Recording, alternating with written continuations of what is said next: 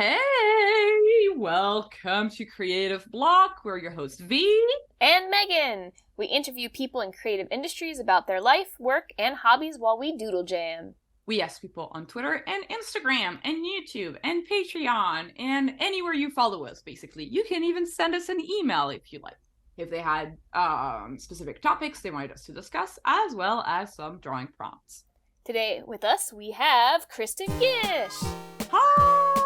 Hi, thank you so much for having me on the show. I was telling you earlier, but just want to say again that I'm a huge fan of the podcast and I'm really happy to be here.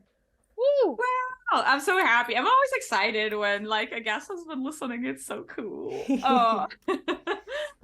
It's really exciting to have you on because you've not only do you have great credits as a writer, as a storyboard artist, and as a creator, but you've also just kind of made your own pilot that you've released on YouTube recently. So there's a ton of great stuff that we're gonna get to talk about. Yeah, totally. Tell us a little bit about.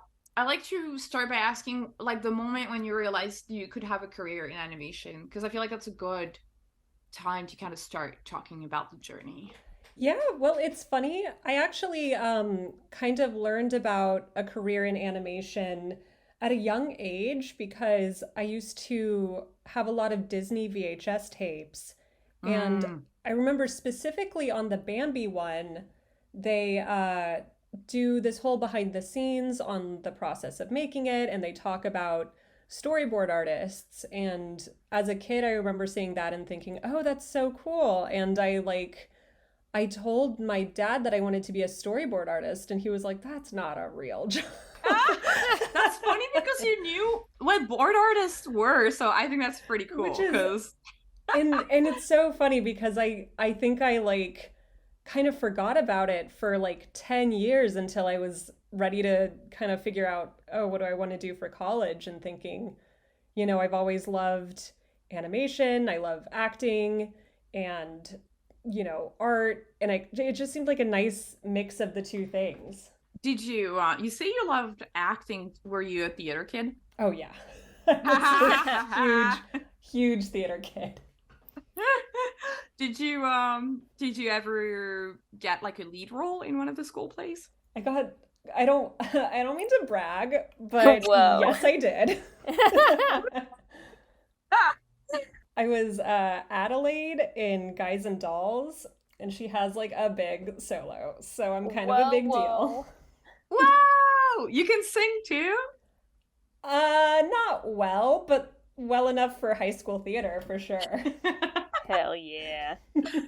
That's really cool. Do you feel like that came in handy as a board artist to have experience acting? Yeah, I really think it did. I think, honestly, especially on the adult animated shows where the focus is on more natural acting, a lot of the times I'll record myself kind of doing the dialogue, and it's very cringy and it's hidden away forever, but I do incorporate that into the acting in the boards. That's crazy. So you kind of do what the animators do, because I feel like if y'all have been kind of looking at Twitter with the new the Spider-Verse that just came out, there's been a lot of animators kind of showing their reference next to the final animation. I think that's really interesting. Yeah, for sure. It's really cool to see. It's cool to hear that you did that for adult animation. What would you say is the biggest difference for you working in kids versus adults? That's a good question because I think that it's not quite as different as people think. I think Ducktales, for example, did have a lot of kind of natural acting too.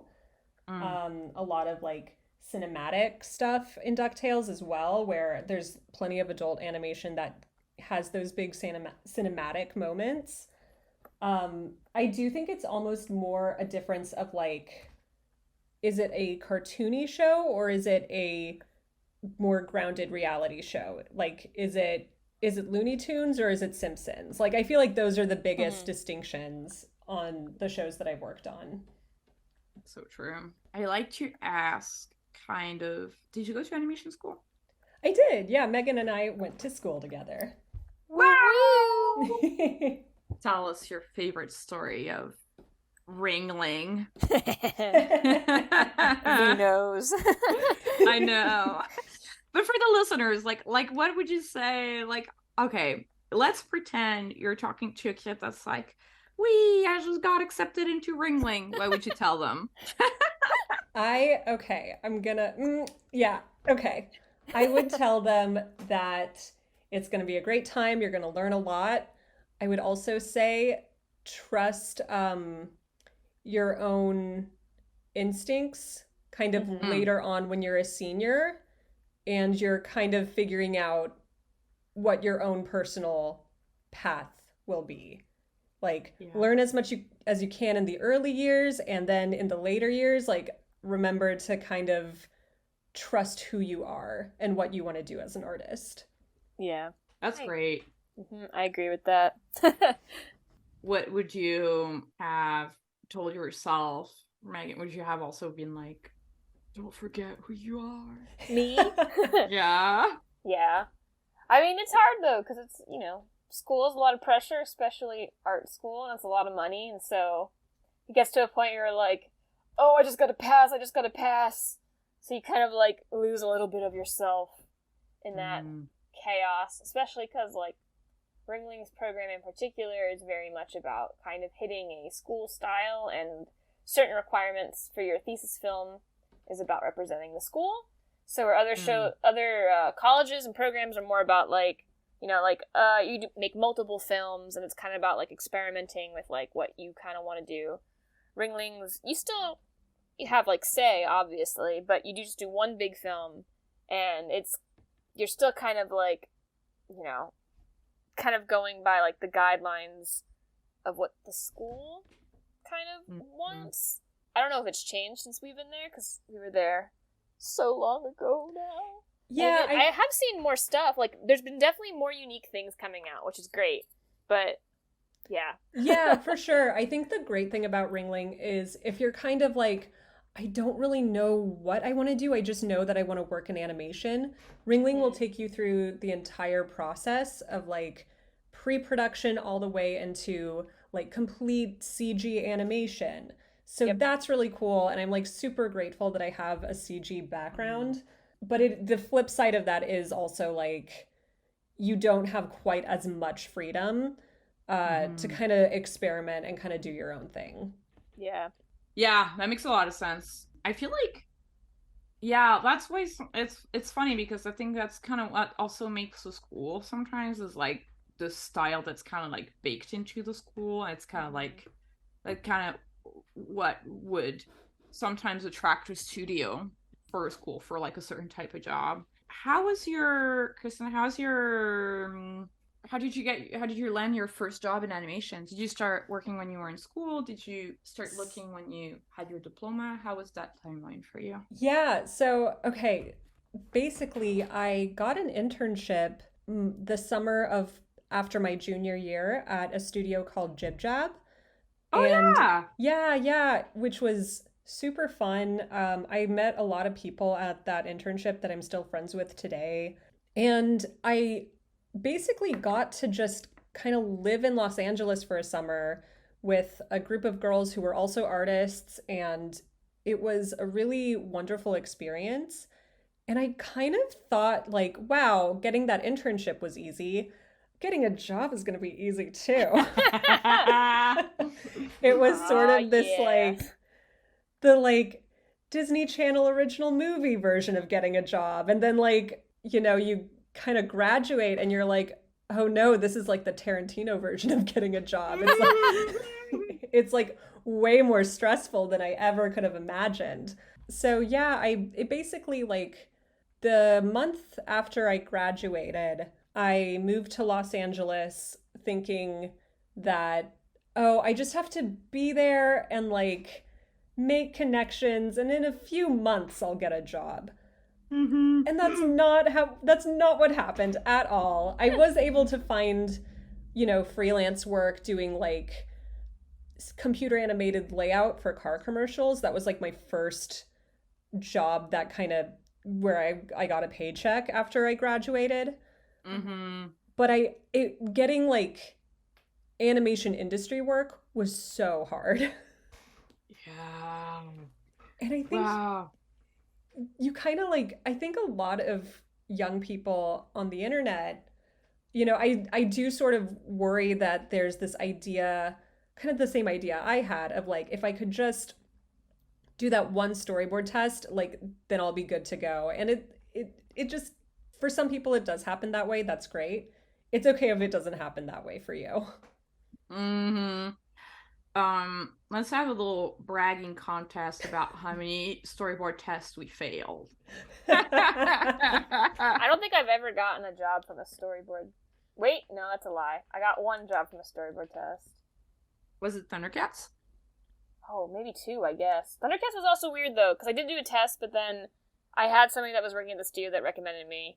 A lot of it has to just be about, like, knowing somebody at the exact right moment to, like, be able to, like, because a test doesn't really mean anything. A lot of times, they'll send a test out to, like, 200 people, which is not cool, and then you're like, oh, awesome, my test is, like, lost in a sea of other tests.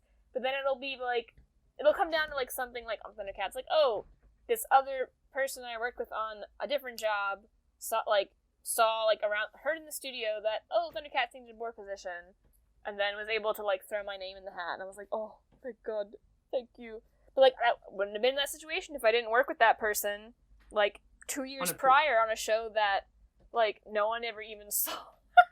So you never know how those things, like, connect, like, kind of goes also into, like, your first job out of school. Like, it doesn't have to be the cool, hot thing. And a lot of times, sometimes it's good, it's not. You never know when, like, that random job you take will end up being, like, the job that all your connections come from forever. Oh, for sure. I did not get my first animation job through a storyboard test because I want to say, like, I know I did at least 8. I feel like it's more. But I feel like I did a ton that first year of trying to break into the industry. And my first job was at Shadow Machine working on a show called Trip Tank. Oh yeah. And which I think a lot of a lot of industry people kind of got their start there. And that was a really cool show because you kind of got to explore all these different styles. It was kind of like a variety show, but for animation. It definitely has that Adult Swim, it's 3 o'clock in the morning and you're stoned kind of vibe to it. It's a very, like, distinct style. But yeah, it was a lot of fun to work on. And actually, I think the way I got that job is a friend of mine was saying, hey, the show called Trip Tank is looking for pitches. You can email them here. And it was mostly writing prompts that they were asking for. But I sent in like a storyboard that I had done. And that kind of helped them remember, like, oh, we are going to be looking for storyboards too. So let's, like, keep her in mind. That's really cool. I love that you had like the idea to go a little bit outside of the ask and be like, you know what, I'm going to send this writing prompt under the form of a storyboard. Because I feel like sometimes we get stuck just like being like literal with the ask, you know? For sure. I think that, like, it also just helps to kind of put yourself out there as much as possible and to say, you know, kind of get over that shyness and say, like, well, I don't know if they want to see storyboards, but they can always just delete my email. It's not a big deal. Yeah, 100%. Yeah, 100%. How long did it take for them to get back to you?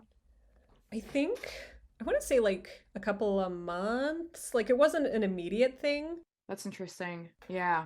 But yeah, it was, I don't know, it was just like a really awesome experience. And I think Shadow Machine was like a really cool studio to work at, to be kind of introduced to the industry. Yeah, I have a lot of buddies who worked at Shadow Machine because they're the people that I worked with on Captain Fall. That's a show that's coming out on Netflix at some point. Woo. One day. But yeah, it's good people at Shadow Machine, for sure. That's really interesting. Like, so what did you do, like, when you sent your email? were you hoping they would get back to you, and then you were like, oh, they forgot about me, and then you were just like kind of going on with your life? Well, it's funny because I think at that point I had gotten so desensitized to like rejection or ghosting because that was this September of 2014. So I had been kind of like applying for so long to so many different places that like I was like, well, just another studio ghosted me. So it was like a big deal when they got back to me. Oh yeah.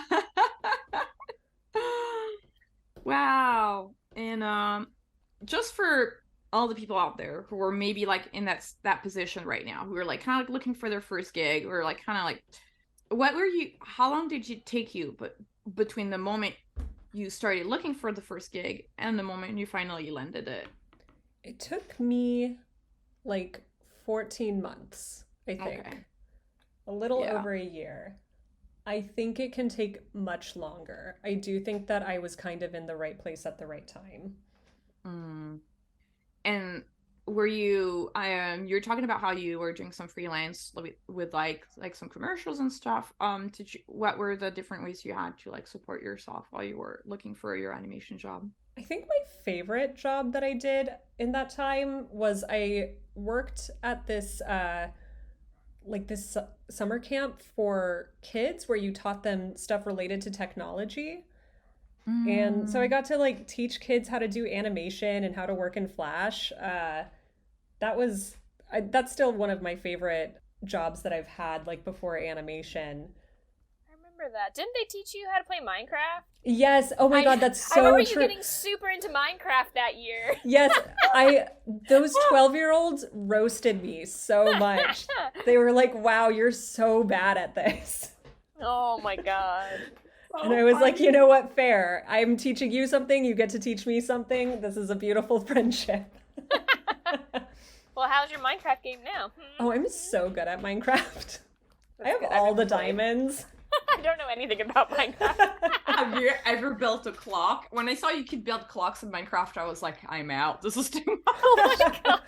Well, okay, this is my favorite way that I've died in Minecraft. I was once crushed by chickens because Oh. a friend of mine had spawned so many chickens in this like pit, and I fell into the pit and was immediately killed. Oh my god, what is this game? It's anything you want it to be, baby. Oh my god. That's so funny. Minecraft is a great game, though. I remember my favorite thing to do was to craft paintings, and then I would go in my because I would play on a server, and I would go to my friends' houses, and I would put paintings all over their walls, but I Oh would my keep God. taking the paintings off until it was the painting of a creeper. So they would have only creeper paintings on their walls. And that's why and I called it graffiti. I was like, this is me doing graffiti. God, that's So amazing. thought out. I love that. Yeah, it's just been a little goblin. That's my favorite thing. Yeah, there's so many things you can do now. I feel like at the time, when were you playing Minecraft? When was that? Was it like This would 10 have years been, ago? yeah, this would have been, oh God. Oh no, Sorry. I don't like being reminded about how long ago that was. Oh, no. Sorry. Yeah, I was playing Minecraft when I was in college, so it was definitely over 10 years ago. It was like probably 12 years ago. Yeah, I think this would have been 9 years ago for me. Yeah. We old. I know, we're old. But we're wise. But exactly. Yeah. We have so much experience to share. That's why we're on the podcast, right? Definitely not old. Wise. Wise. So you worked on Trip Tank. Once you got that gig on at Shadow Machine, how easy was it to find like other gigs after? Do you feel like it was kind of like, did you have like a little bit still of like proving yourself to do, or was it kind of a little bit more smooth sailing? It was a little bit more smooth sailing after that. I think that first year was definitely the hardest. Mm-hmm. I know that I was able to work on a few different shows at Shadow Machine, and a friend of mine, actually Amelia Lorenz, who I actually met at the Jib Jab internship, she was working at Disney and said, "Hey, they're looking for board artists on this show, so I think you should apply." And this was for Star, And I remember they liked my test. They sent me an email saying, hey, we're not hiring you right now, but we really like your test and we want to keep in touch. And I don't exactly remember how long it was after that, but they said, we have an opening and we'd love for you to join the show as a revisionist. Oh, that's cool. How is it? So you were in boards on Trip Tank, right? Yes. Yeah. How did you like going from boards to revisions? What was your mindset? Were you like excited about the opportunity? Were you just like, oh, I've always kind of wanted to work at Disney? What was kind of like? I definitely had the kind of Disney hearts in my eyes. I grew up on Disney, and it was definitely kind of the opportunity to work there. And I really liked Star, and I felt like, oh, this is a really cool show. I feel like it aligns with what I really like to do. So yeah, I was excited to kind of join the crew and to kind of get that experience on a show that was kind of different. Yeah, Star is a really cool show because it's like serialized and also board driven, and it's kind of like, whoa, like. That's right. Yeah, it's board driven. Yeah. You got to write on the show, right? You got some like written by credits. Yeah. I was promoted to boards, after working as a revisionist for a while, and I definitely, I got to kind of learn from the fellow board artists and the writers and directors about working on the show. And I'm still like so grateful that I got to kind of have that experience as both a board artist and a writer. What I'll say, I think that board driven shows are like, they're really fun for the board artists too, because I feel like there's like all of the board artists. I think one of the reasons why we want to get into boards is that we love story, for right? Sure. And I do think that it is a really cool way to like learn story on the job. So I think that's a cool thing about Star, that you got to do that. And like, can you tell us a little bit what that looked like on the production? Like, what were you given an outline, or like what was kind of like your process from the out to? Yeah, so the first week on Star for an episode would be focused on basically on the beats of the board and the story. And we would draw kind of story moments, put them up on a board with like the beats kind of alongside them. And we would present this to the writers, the directors, and to Darren, of course.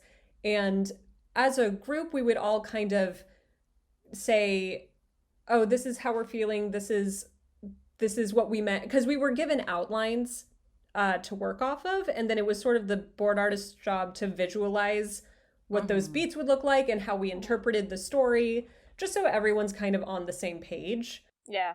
And then we would go into thumbnails, we would pitch again, and then we would have a few more weeks to clean up the boards, and we would get to pitch to the executives and kind of the rest of the crew, which is kind of interesting. That's not the case on every show.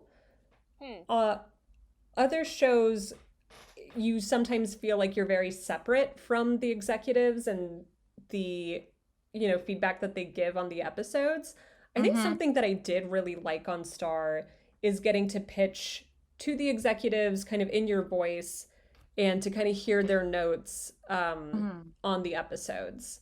I think that's great too. I feel like, yeah, you're right. There's not a lot of shows where you get that. I feel like that's kind of a thing where you, it really depends on how open they have the meetings. I know on Loud House, the executives were in there and we could hear the notes from the execs, and I think that's really beneficial for the crew, because then you can start to think like you can start to understand how executives look at a show and like what they pay attention to and what's important to have in a story. So I think that's really cool. Yeah. But I also understand sometimes it's kind of like, sometimes people are a little shy and they don't want to give the notes in front of everyone. It's nice for them to like pitch pitched a whole room, though. That was always my, like, on Cuphead we did that, too, where we just pitched to everybody, and it was like, here's the episode, executives and everyone. It's nice to get, like, live laughter.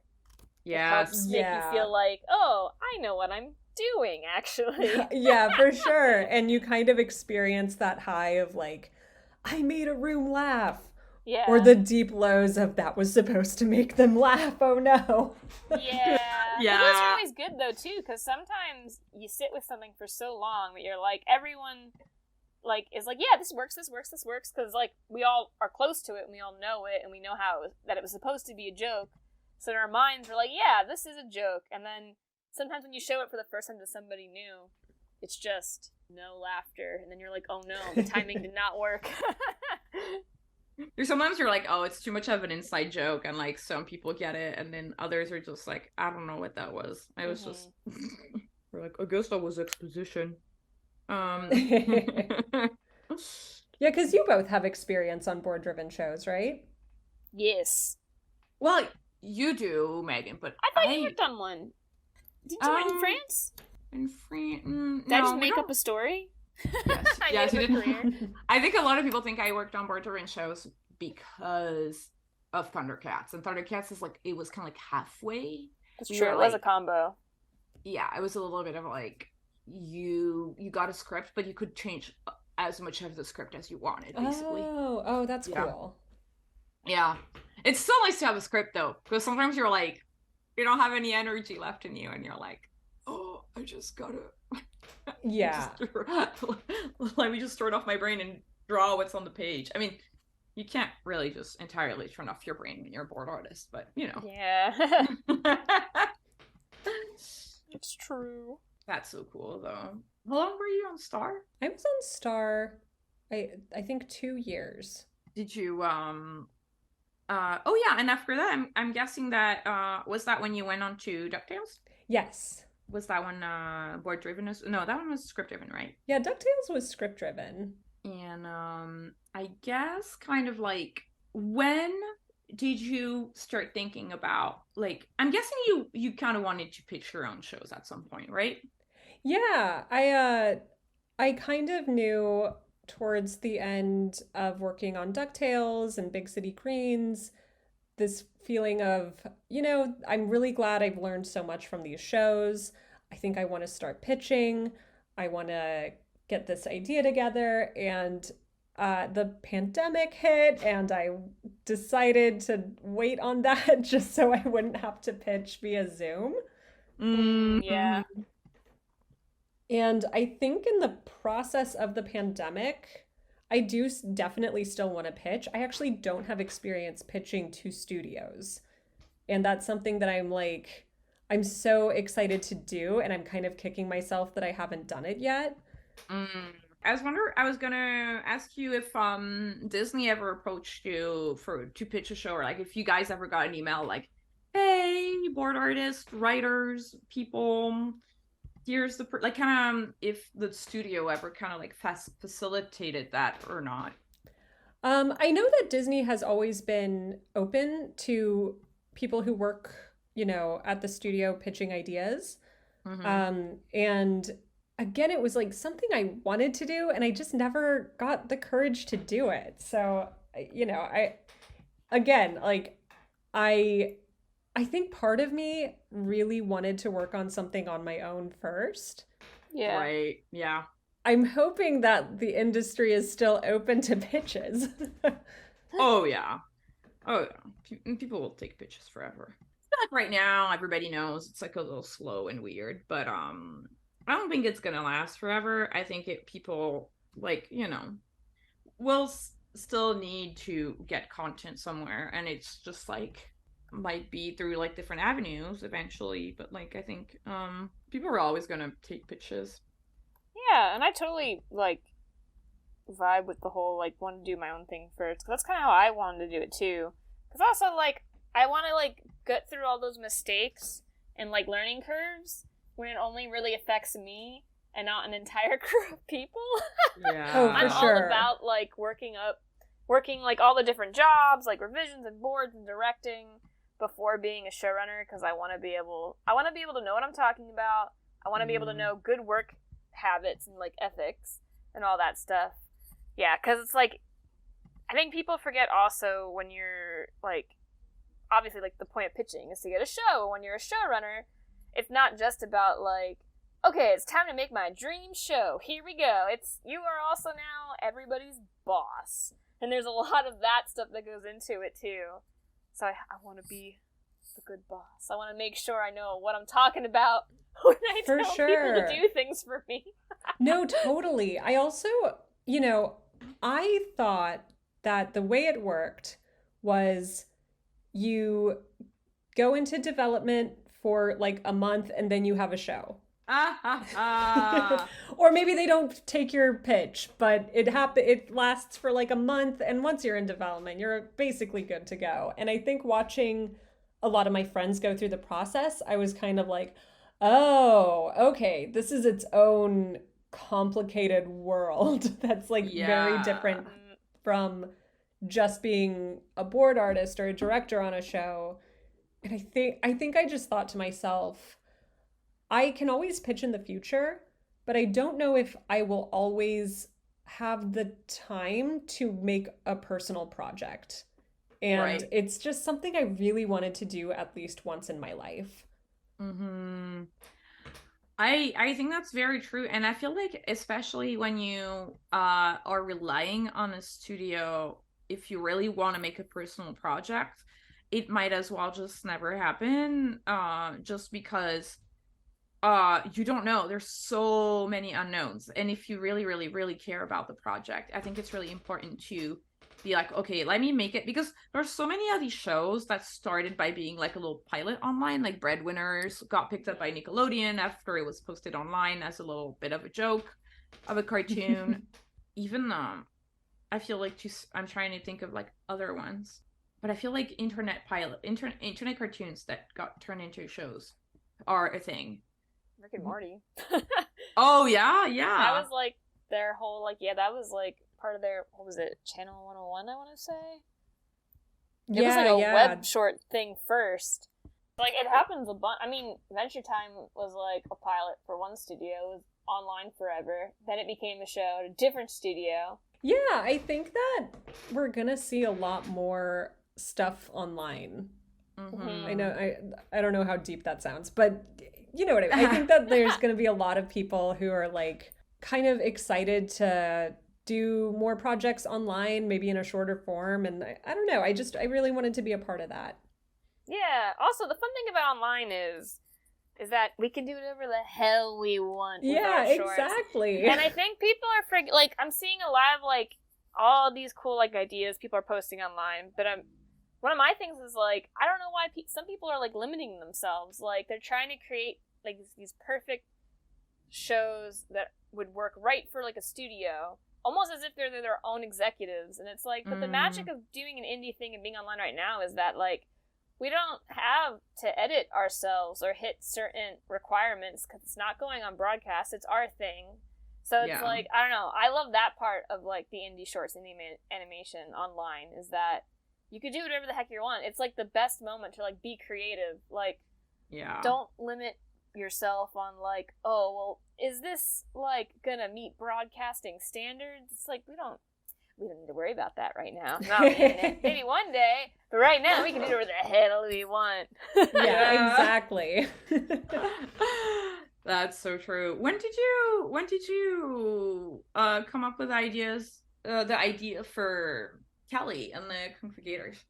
It's something that I had kind of bouncing around in my head for a while, and I was able to kind of write a really rough draft of it, and I kind of just thought, well, I'm just going to do this for fun, just to kind of learn how to write a real script.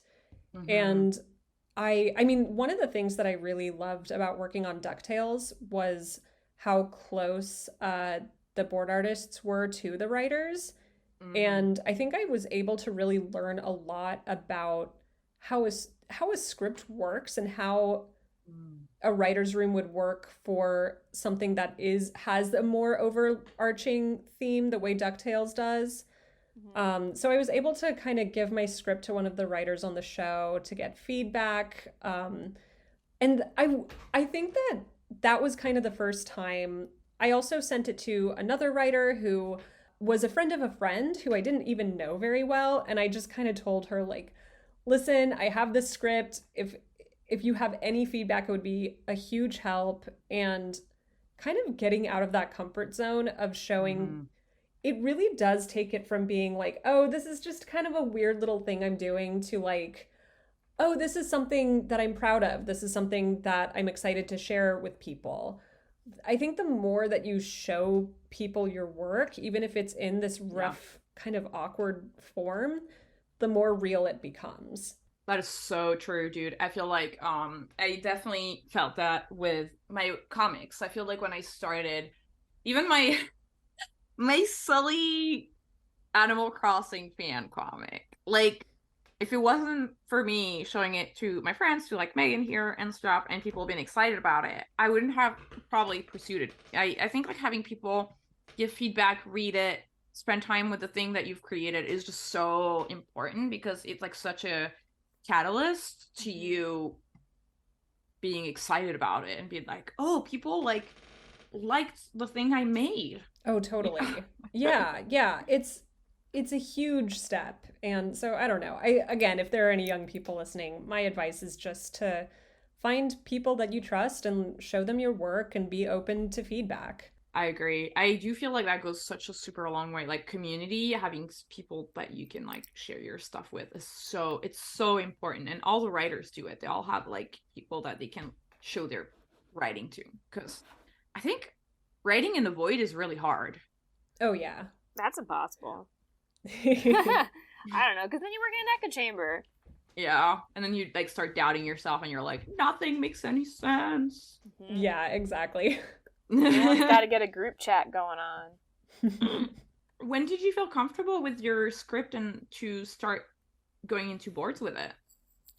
I think it started going. So I had a script kind of fully written and in a place where I was kind of comfortable with it, where I felt like I had gotten good feedback on it.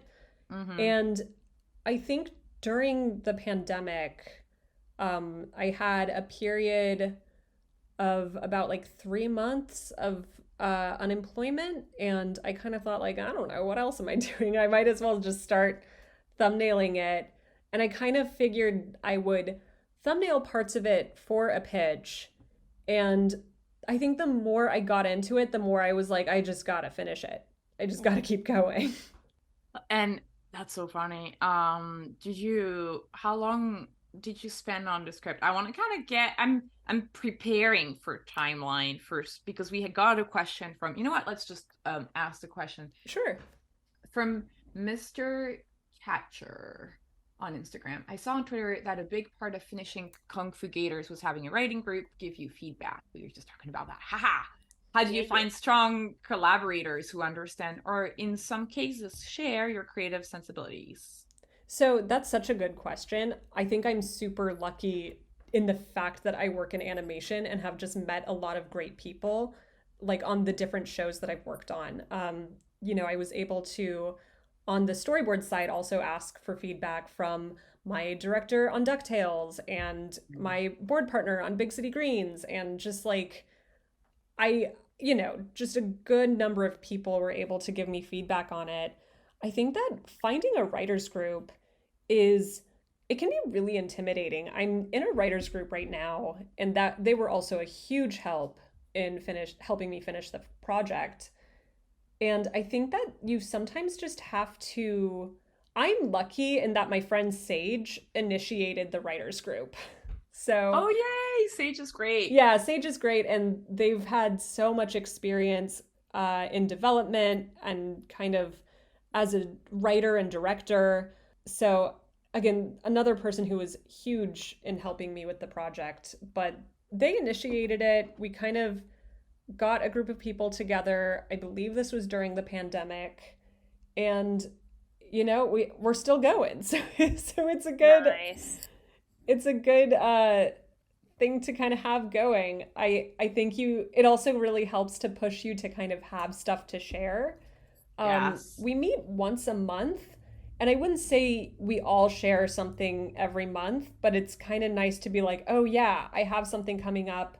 What can I get together to kind of showcase? Mm-hmm. Yeah, I think that's great to have some kind of a deadline like this. And I think, like you said, like finding people through the shows and like being a little bit like going out of your comfort zone and like kind of asking people. It is a little bit of that weird thing where it's like, will you be my friend? It is. It's so, you feel like you're in elementary school again, asking someone to play at recess. It's like that kind of brings back that fear. Yeah. And I think my thing is, I don't think that the writers group has to be necessarily someone who you're like best friends with, but I think it helps to have someone where you have similar goals. Yeah. And even if your writing sensibilities aren't exactly the same, you're kind of like working towards the same thing. Yeah, exactly. And I think what's great about a writer group is that you get to hear how other people write, and when you give them feedback, you realize like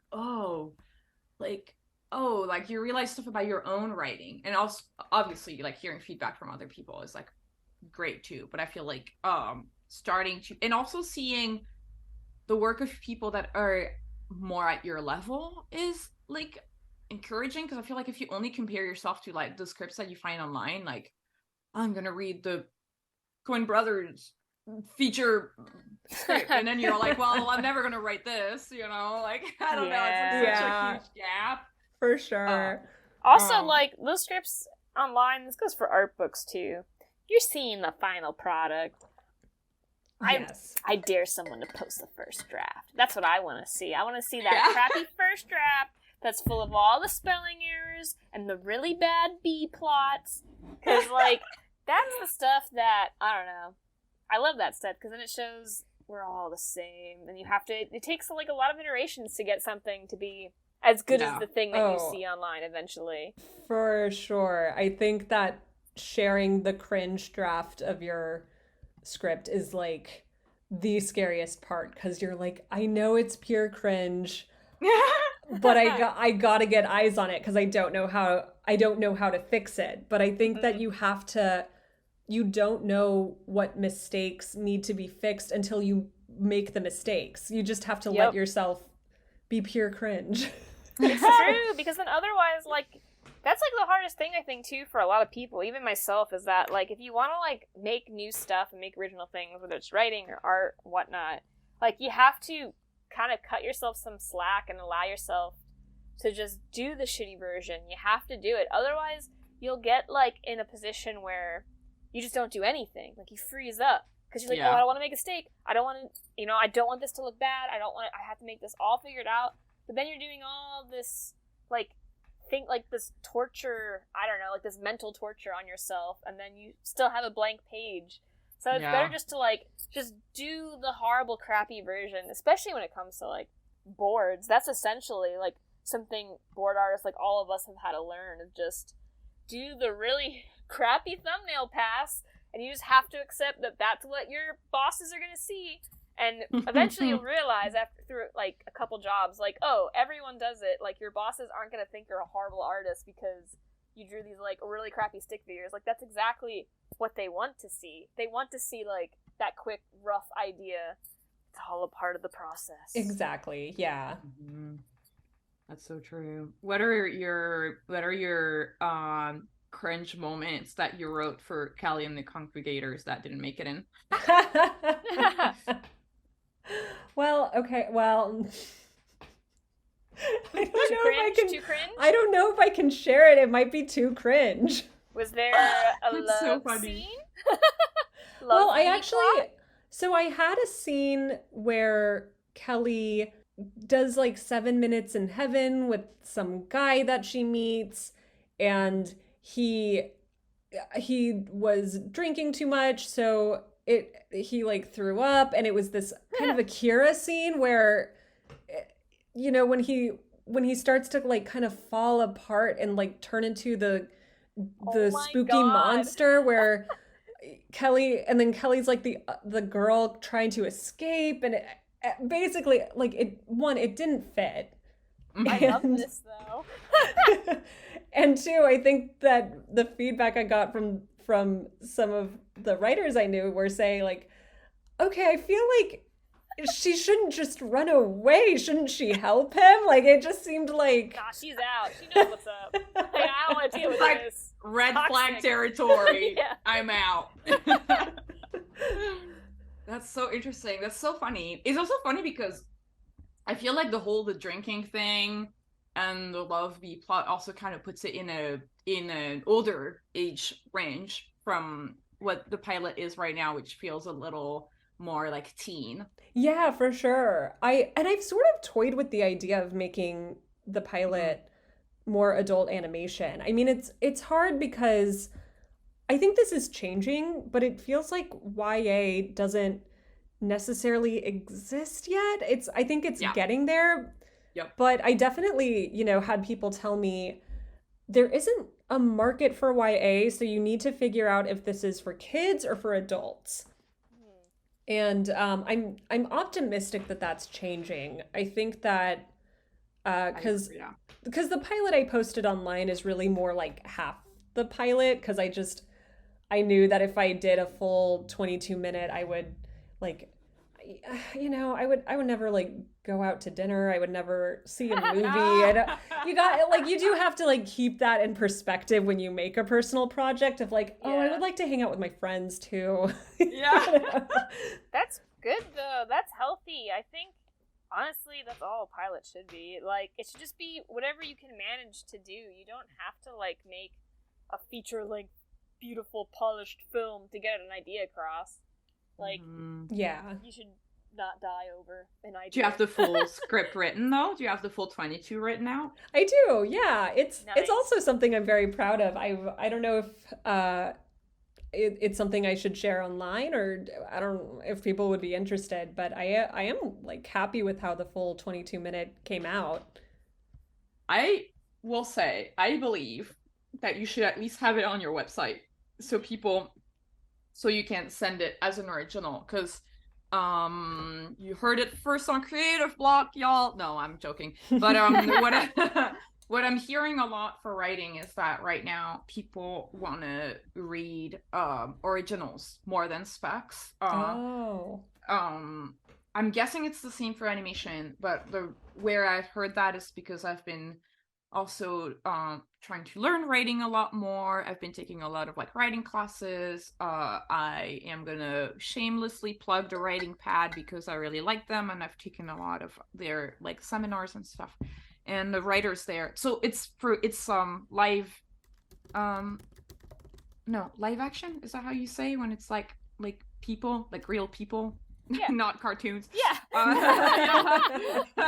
They're living real breathing creatures. But yeah, like for live action, that's kind of what the writers have said, kind of on, and even online. I think you can find that information online, so it's not breaking news. But I feel like having an original and having it available online is pretty good. Yeah, I think you're right. I definitely I need to, this is another thing. I need to do a better job with my website. I didn't know websites were so important. I also didn't have a website before I had an agent, and now I have a website because they told me you gotta have a website. Damn. Yeah, that's smart. Mm-hmm. I don't like having a website though. It's so annoying. It doesn't. Again, I feel like I am sometimes turning more and more into a boomer, because there's something about even those websites that are like, we're gonna make it as easy for you as possible. I'm like, I don't know, I don't get it. Someone do it for me. Literally, I am not kidding you. Literally, I commissioned one of my sisters to do it for me because I was like, I don't have the brain space. I can't do this right now. No, I really should just do that. I just like, I don't want to deal with it. Man, I miss when websites... You know what the problem is? Websites nowadays, they're boring. They suck. Everything is so clean.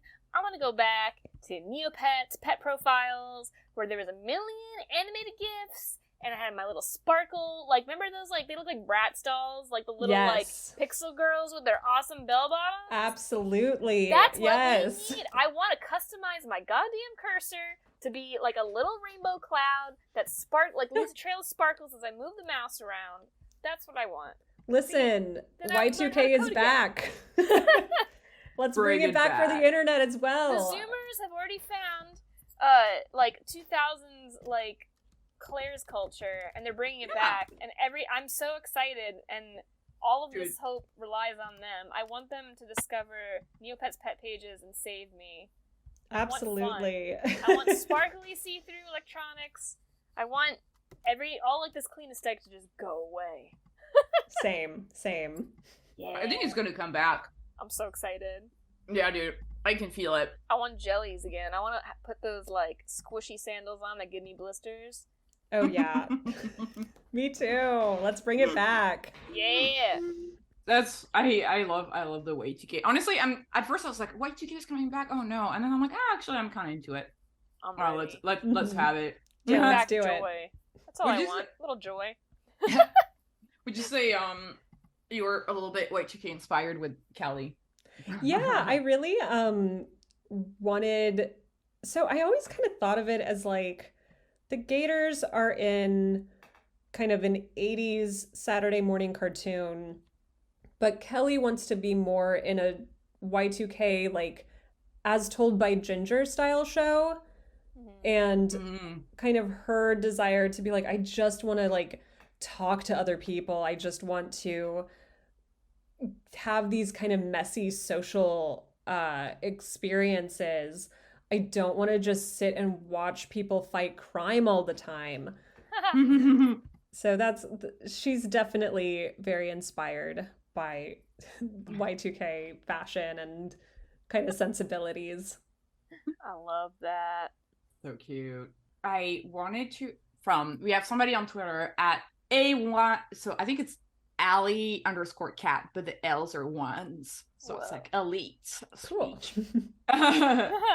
Hi, Kelly and the Kung Fu Gators was such a fun watch. Did you have any outside help / support on it, and how long did it take you to make? So I really like the help and support part because I think we kind of touched on that, but I also want to try to build a little timeline for everybody out there on how long it kind of took you from like conception until like release. Oh, for sure. So I would say, as far as like working on it, I would say it took 2 years.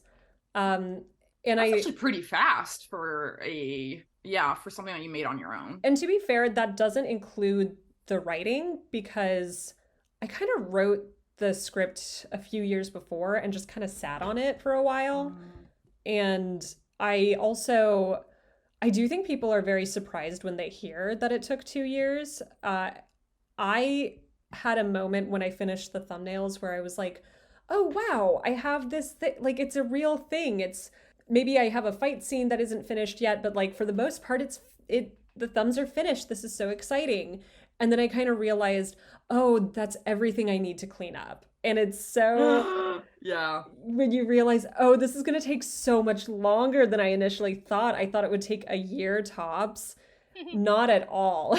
So yeah, it definitely took a while. And again, I do recommend taking some weekends to not work on it and to hang out with friends. And, you know, I got married during that time, and you got to like do other stuff too. But it took like 2 years. You know what's funny? Like what you just said is so true. The whole thing about like, oh, it took way longer than I thought. Like when I pitched a show or a short to Nickelodeon back in 2015, and I was like, oh, they were like looking for 3 minutes. And I was like, a 3 minute, perfect. I can just whip that out. And I was like, writing took a long time. I drew the whole thing in rough really fast. And then the cleanup, oh my God. I was just like, why am I so slow? And it wasn't, and the way I board is pretty efficient. I don't do like a ton of poses, like, because it was like a board. It wasn't one of those boards where like you press play and it like is an animatic. But even that took so long, and I was like, I always forget. Cleanup takes for fucking ever. So I definitely agree with the advice to take breaks. Yeah, for sure. And I think part of it too is I do treat thumbnails kind of the same way I treat a rough pass of a script where you're just kind of getting ideas down. It almost doesn't matter that much how it looks like to other people. I actually do a post-it note pass even before I put the thumbnails into Storyboard Pro, just so I can like kind of pick it up and toss it if I or rearrange it if I want. Like I don't know, I just have to do that stuff kind of off the computer first. Yeah, I agree. I think that helps a lot, honestly. Do you also do paper thumbnails, Megan? Yeah, well, I do I guess they're thumbnails. Whenever I start any board, I will draw like the tiniest little scribbledy like thumbnails. Like they're probably like less than an inch big. And I'll do that like over and over and over again, just like really crappy, like nobody else can understand it, just so I can like get ideas out of my brain and see if they even remotely work. And then I'll go in and do like thumbnails in like the computer. But yeah, I always, if I don't start with like something that's like really crappy and rough, I'll start too clean, and then I don't get anything done, and that always sucks. Especially because like, if you're like deep within like a production pipeline, like on a job, you usually are just coming off cleans week. So my brain is still like, let's make the board pretty, even though that's the opposite of what you're supposed to be doing in like the beginning of Exactly. it. Yeah. Yeah, you gotta do that crappy version first. For sure. Yeah. I feel like also you can easily, I don't know for you guys, but for me, every time I try to do roughs directly on the computer, I end up spending way too much time on each picture, and it's like really, really difficult. I feel like if I don't do it on paper, I can be so fast, and computer, I get lost in too many lines. Yeah, you can kind of get sucked into the details. Yeah. The only way I managed to defeat that is using a very, very, very thick brush. Mm-hmm. And then that's kind of like drawing with a Sharpie. I love my chunky brushes. So you said 2 years, and for the help and support. So I guess we have a question that I really like. It's about the voice talents from Twitter at Shashlik. I hope I said that correctly. How did you get Adam to voice a character in your pilot? Yeah, that's a great question. Sorry, were you gonna? I was gonna say that the question was so long it had to be 2 tweets. It said, could you share any information about the future of the Kung Fu Gators episodes / shorts? So I guess you heard it first on Creative Block, but there's a full 22-minute, y'all. So there's more. What themes would you want to touch in further episodes, and how did you get Adam to voice a character in your pilot? Okay, yeah, that's a great question. I might talk about Adam first and just the process of hiring voice actors. Yes. I put a post on Twitter kind of saying like, I'm looking for voice actors. It's paid gig. Let me know if you're interested. And I thought about reaching out to Adam, and I thought he was too famous for me. So I chickened out and didn't do it. And then he DM'd me saying, hey, I saw your post. I was like, I would love for you to be on it, but it's not like, just, it's not a Disney show. It's a personal pilot. And he was like, no, I'd totally be into doing it. And, I had met Adam when we were on Star. And he was always just like a really great guy, really easy to talk to, really kind, really funny. So it was really, really wonderful to get to work with him again. But yeah, I mean, that's another lesson in all of this. Never, people want to help you. I think that's something that I kind of learned through the process too, is people are really excited when you're making something that is, kind of its own thing, and people are really excited to be a part of it. So I think that's something I wish I knew earlier, is like, don't be afraid to ask people to be a part of the project. Don't be afraid to bring people in. I'm also really happy. Also, Megan and I went to school with Rebecca Parham, who was also, reached out to me and was like really excited to be on the project. She was also someone who I thought was way too famous. So Rebecca, thank you so much for being part of it. And I was also really excited to find Mackenzie, who I didn't know personally, but she sent me her reel, and I just thought that she was the perfect fit. And she's also an editor in animation. I liked that she had done a podcast about um, Steven Universe, so I kind of felt like, oh, cool. She understands the process. That's really cool. That she'll be able to kind of come into this project, and that was also kind of an exciting thing too, because it was my first time directing voice actors, and it was her first time working directly with a director. Wow. She had done voice acting before, but this was the first time there was like a back and forth. So that, I don't know, that was just like really cool. It's really fun to kind of see it all come together, and to be in the beginning where you're kind of talking with the actors about the project, all the way to the end where you're seeing the voice with the character. I think that was like it's just such a special part of it for me. And as far as themes for the pilot, sorry, could you repeat the question with the themes? Oh, yeah. It's like, basically, it's like kind of what themes would you want to touch in further episodes? Yeah, I think that's such a great question. I definitely, if this were to continue and kind of get greenlit or, picked up somewhere, I would definitely want to explore this idea of what you want, or what you think you want, is not necessarily bringing you joy. And that's sort of that idea of like want versus need.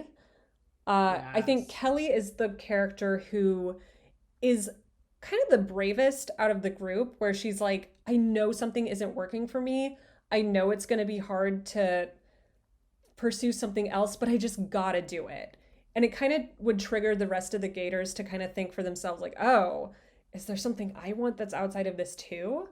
And I think Bullseye would be the last to fall. Like, he's in the pilot, he's the one that's the most anxious about Kelly leaving. Because he's like, this brings me so much. If I don't have this, what else do I have? And I just think that would be so fun to explore with each character. Would you ever do an arc where it's like, well, now that the Kung Fu Gators are not taking care of crime, everything is going to shit? I have a theory about that. I actually think if the Gators didn't do crime or didn't fight crime, I think things would be fine. Like, they're just making it maybe slightly worse out there. Yeah, I think they're just making it a little bit worse.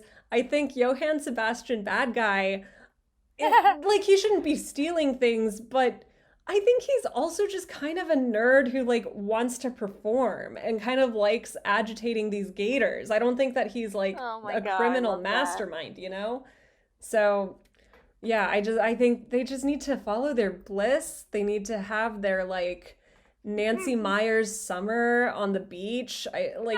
They need something other than crime fighting. That's my belief. I love that. Funny. They're all just doing it for attention of each other. Really it all comes back to daddy issues. They're like evil scientist dad, who again I didn't get to explore in the pilot. So yeah, give me a show so I can address the daddy issues. That's my plea to the industry. Yes.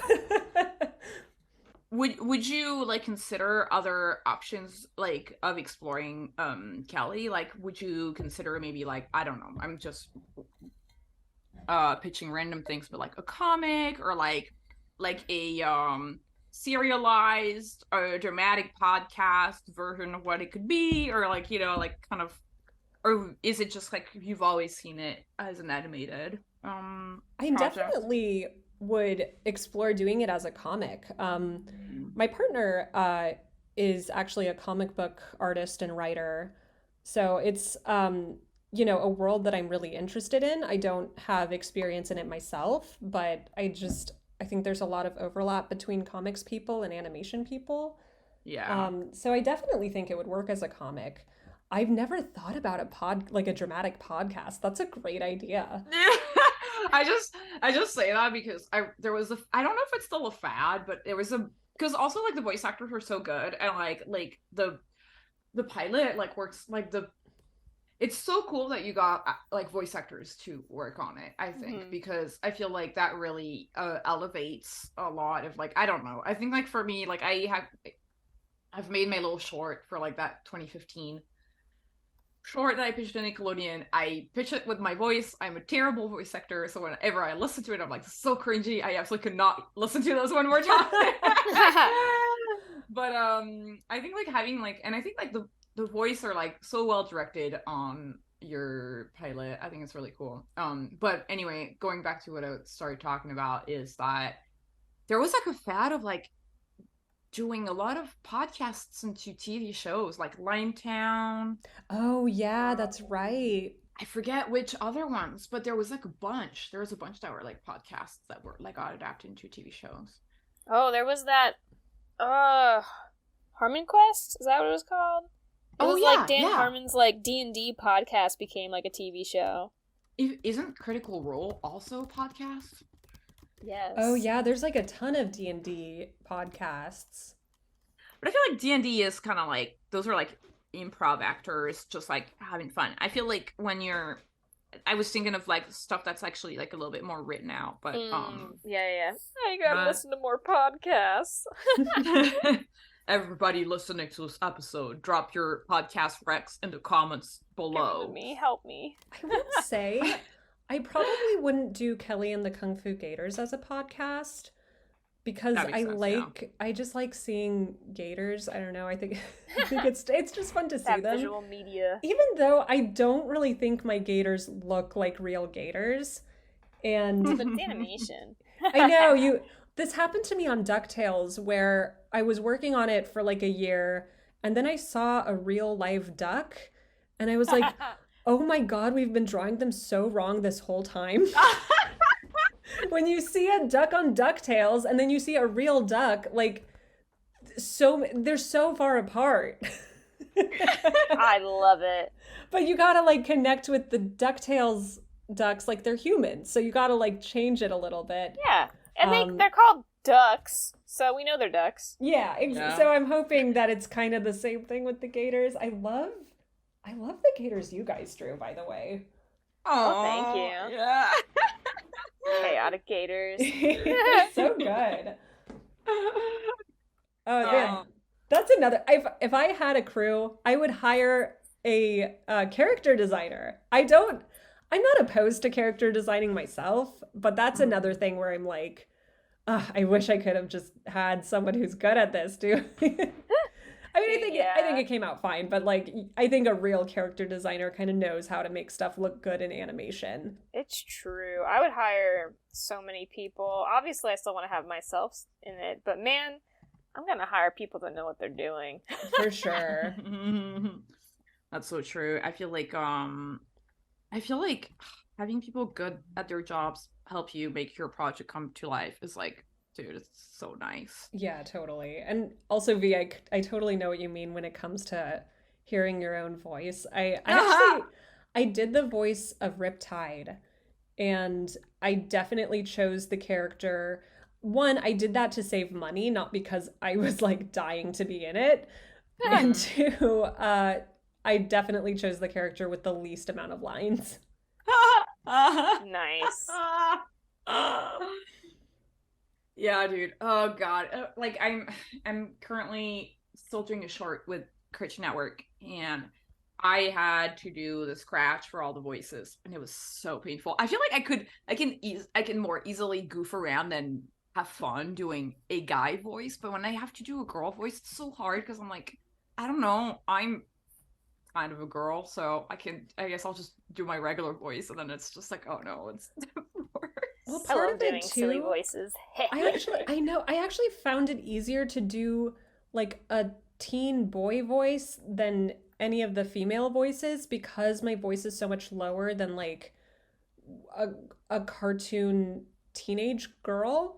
Mm-hmm. So I kind of channeled the like the Simpsons voice actors and tried to kind of do that like adult woman voicing a kid boy voice, if that makes sense. I just want to voice creepy little goblins. That's all I want to do. Just little creatures. Oh, I also want to shout out my co-producer Hunter, kind of in the same topic of people who are helping you on the project. We Hunter is a friend of mine from, we go way back, and he has a lot of experience working in live action short films and kind of organizing productions in that sphere.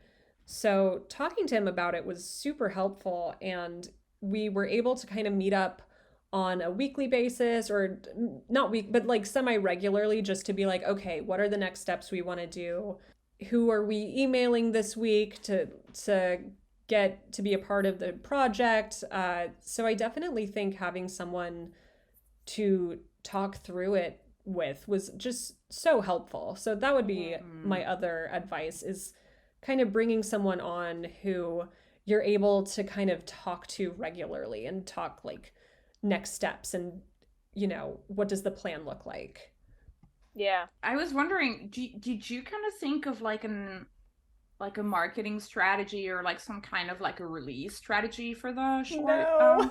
I wish I did. That's I spent so much effort working on the project that I forgot that promotion is its own beast and own like something that I think part of it too is there were parts of the project that I was like, well, this isn't my strong suit. But I can kind of edit an animatic, or I can kind of work with sound mixing. I can, there's stuff that I can kind of do. I feel like I have no skills in self-promotion, which maybe an indie project wasn't the right move, but I'm kidding. but it's really, I'm glad that we're talking about that, because I think this is so important. And I feel like for example, for me doing this podcast creative vlog, having Marco, our producer, and prior to Marco, Malik helping us was so crucial, because it's so much work putting the promos, writing it all on all the social media, reblogging, tagging everyone, da da da da. It's like when you're already doing like a day job and you're making the product, it's like it's so nice to have somebody take a little bit of that weight off from your shoulders. Totally. So. Yeah, I do wish I had someone who kind of understood that process better than I did. I do think, because I've also been trying to kind of learn, well, if I were to promote it on different platforms like TikTok or, Instagram Reels, how would I do that? And it really, you hear about the amount of effort that goes into that, and you're like, that's no joke. That is a second job, is making sure you're posting every day. I think it's something I still want to do, because I already have this like 10-minute thing that I can put into smaller chunks. But it's definitely, it does not spark joy the way working on the project sparked joy. I'll say that. I think something that's also really interesting and cool that I've noticed, because like one of our friends is a VTuber, and they commission artists a lot to kind of like help a little bit. I think it's not just to help with the social media, but it's also just to, for fun when you have your own characters. And I think I was like, a really, really smart thing that I never really even thought about. And I don't know, there's like all these little indie avenues of like promoting a project that is like, I don't know, it is true. We are kind of old and out of the game, out of the loop, to be like, we're indie creators. Yeah, for sure. I mean, I will say that there is something about TikTok that I find really hopeful. I think I've just found a lot of like really fun, weird animation on TikTok, and there's really like a lot of activity and a lot of, young people encouraging each other and posting their work and posting stuff that's kind of messy and cool. And I just think TikTok, I was really afraid of it at first, because as we've mentioned, I know. Sometimes if I go into the wrong corners of TikTok, I'm like, how did I get here? What is wrong with my life?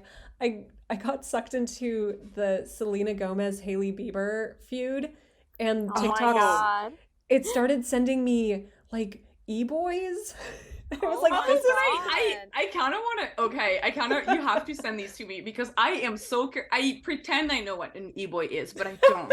And I'm like, I want to know more because this is like a. This is like a spectrum of personality, and I'm like, what is going on in this little guy's life? Like, why? Listen, I have a theory as to why e-boys are popular, and because it's jarring when you're an adult and a 20-year-old is like making eyes at you through TikTok, where you're like, what? 100%, I would have been into it as a teenager. 100%. Yes. As a 13-year-old, I would have been obsessed. So it is like, but I'm just mad that the TikTok algorithm, I got sucked into one like feud, and it's like, oh, you're 13. It's like, no, I'm not. No. I'm very this is my brag, my personal brag tonight, but I'm very good at manipulating algorithms to cater to what I want to see. So I'm terrible at that. I'm so bad at that. Please fix mine. It's just because I consciously interact with I think okay, this brag time. This is V bragging time. But I feel like every when there's something that pops up on my feed that I'm like, I don't care about it, I get out of the app right away. I'm like, lumberjack, don't care, out. Or like, you know, like I don't it's like, damn, no lumberjacks, all right. Or like one time I think that was gonna be a scary TikTok. I only saw it for like half a second. I was like, I saw this girl wearing some shorts, and there was something on her leg, and there was something written that was kind of alluding to like, this is gonna fuck me up. And I was like, out. I'm not even spending a single half second on this. I will also say the good thing about TikTok is you can say, even if you watch the full video and you're like, oh, I hated that, you can then say, hey, I'm not interested. Don't send me stuff like this ever again. Oh, I didn't know about that. Mm-hmm. I have a theory that when you try to block or say I don't want this, or like when you say no, the platforms don't really react to that as much as when you say yes. That's why all my interactions with the algorithm is always a yes. It's always a like bookmark, a like, a link, a repost. I do that a lot, so that I think that's why the algorithm is like, oh, we'll send you more of this thing that you liked. Oh, that's so smart. I don't know. That's my little 101. My strategy is always just panically going and searching Zen Animal Crossing videos, Animal Crossing DIY, Animal Crossing cottagecore, like every Animal Crossing I could think of to be like, all right, the most calming, basic crap is now going to be suggested to me. And it works for like a week, and then I'll start getting weird shit again. I'm like, no! And then I have to go back to like, Animal Crossing, calming music, like interior decor designs. That's because you have to keep interacting with it all the time. That's the thing. Because no, it's true. Because for me, like, as soon as I stop interacting with like art stuff, like the ads stop showing me like paint and markers and stuff. So you have to interact. Yeah, I know. This is capitalism, everybody. This is what it does to you. Forced to interact with the robots. I don't think I have a good segue. This is like I hope this is gonna be the thing that listeners make fun of me for, is that I'm terrible at segues. That's what I'm secretly hoping. But from our patrons, we have a lot of questions from our amazing patrons. Thank you so much for supporting the show, y'all. We love you. Mallard, how do you find the time and motivation to work on your own animated pilot when your day is already so revolved around writing, drawing, and storyboarding? Oh, for sure. I mean, that's a great question. I think something that really, really helped me was looking at the process, breaking it down into small sections, and then taking those sections, breaking those down into even smaller sections, and kind of asking myself, what can I do on a Saturday afternoon? And I think being able to kind of take it and be like, okay, I know what I can get done this weekend, and having a plan and kind of being aware of what you're going to be working on that weekend was super helpful. Oh, yeah. Mm-hmm. And so I think, yeah, it's almost like not as much about the time as much as it's just the organization. Mm-hmm. But yeah, it's definitely hard. I think you have to know yourself. I know that I cannot, for example, work on a show, all day and then after my job get dinner and be like, okay, time to work on my pilot. Like, I just only have so much drawing juice in the day. Yeah. But I would sometimes write in the evenings because my day job involves a lot of drawing but not a lot of writing. So I was able to do that. And but you also, I think too, you have to be kind to yourself and not like beat yourself up too much if you can't kind of get something done in one weekend or can't get something done after work. You have to kind of remember that you're human. And Mm-hmm. I also believe in kind of starting the next step of a process when you're like 75% done with the first step, where it's almost like you're kind of like, okay, but we got to keep moving. Yeah. I think it helps you not be too precious, because I think if you're too precious, you're not going to get it done. That's so true. I feel like perfectionism can really get in the way with personal projects, and it's much better to just kind of have something. I don't know. I'm like, I think it's better to have something a little bit more on the half-baked side and putting it out there rather than something that you're never releasing because you want it to be perfect. Yeah, I would also say take the project and really ask yourself, what can I cut out of this? How can I make this as small as possible while also still holding on to the core of what I want it to be? Yeah, that's great. From our patron Joe Benson, out of all the shows you've worked on, which were the easiest and which were the hardest to storyboard? Oh, that's a great question. They were all hard. Just in like different ways.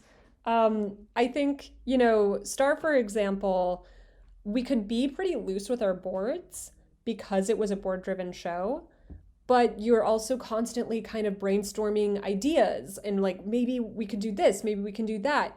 And on Ducktales, you kind of have these scripts that are super well done and kind of complete. But then it's like, hey, you're going to do a fight scene.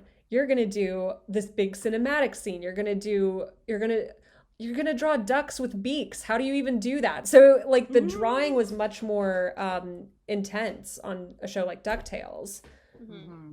Yeah, so that's so true. And I feel like what were some of the challenges on some of the adult shows that you worked on? Well, Tuca and Bertie was a really interesting experience because that was my first time as an assistant director, which I think the biggest difference there was just being in these meetings and kind of being able to brainstorm and being able to contribute to parts of the process that were not just limited to the boards.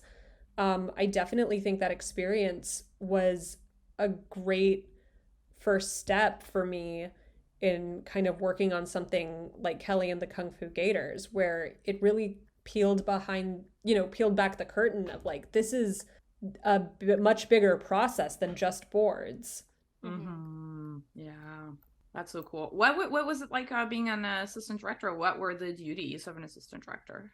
So a lot of the duties were kind of taking, you're doing a lot of boards and you're also sitting in on sound editing sessions and you're sitting in on note sessions and kind of helping the director address notes, kind of helping contribute to, hey, we have a problem here. Let's kind of brainstorm what we can do to kind of fix this problem.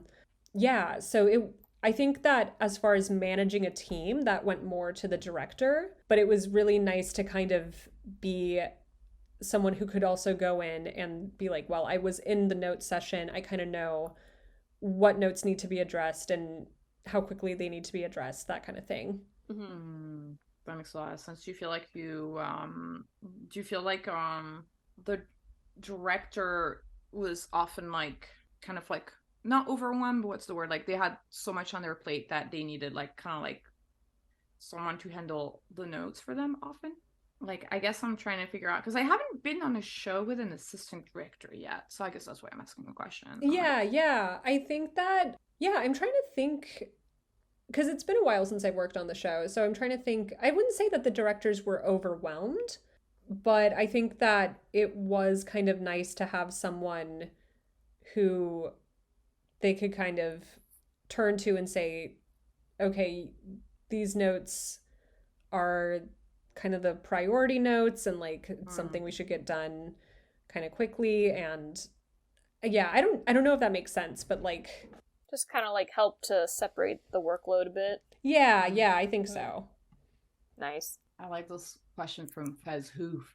Hi, Fez.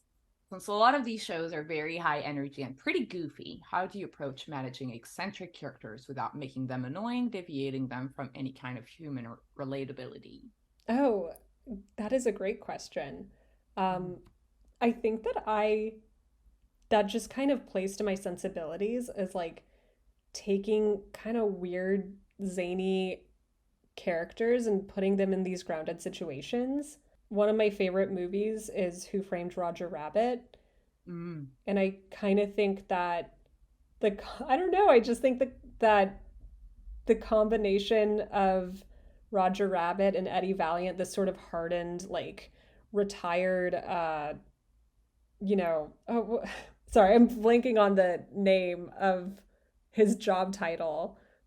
I knew I would blank on something. Detective. That's the word I'm looking for. I don't know. I just think that's what makes it so great.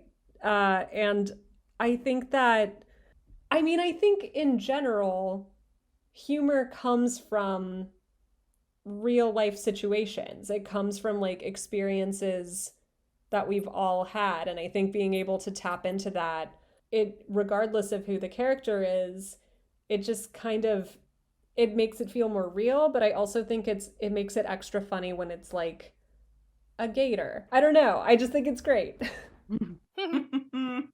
Yeah, Who Framed Roger Rabbit is just such a funny, goofy, over the top movie. It's so, yeah. I think it's probably the most successful movie that's like a blend of like live action and 2D animation. Oh, that one's cool. From a Tattoo by Mine. Hey, Tattoo. I think we were at the live event. Good to see you here. What would you recommend for people who want to make animated pilots but can't get voice actors? Kelly and the Kung Fu Gators had fun voice casts, and I'm wondering if there's a way to make projects like it but without the voices. 100%. I think that you can always get your friends, and I think my biggest advice is if you're going to do voices yourself, just kind of lean into it and kind of practice and get over the kind of self-conscious part of you and just kind of go for it. I would also say be mindful of your audio quality, and if you have to hole yourself up in your closet with all your clothes, and you should do that, because audio quality is, you can almost have shitty drawings and it's fine, but if you have bad audio quality, people will not want to stick around. So that's just an important thing to remember if you're going to do the voices yourself. Very true. Very, very true. I think, from Twitter at Derek Malik Jill. I think Malik, I'm so sorry. Every time I do this to you, for some reason, when I say Malik's username, I always pronounce it wrong, even though I know it's pronounced Malik. So Derek Malik Joe. Now I said it correctly. How do you normally develop an original script from beginning to end of development? What process would you recommend to others getting in and furthering their writing skills?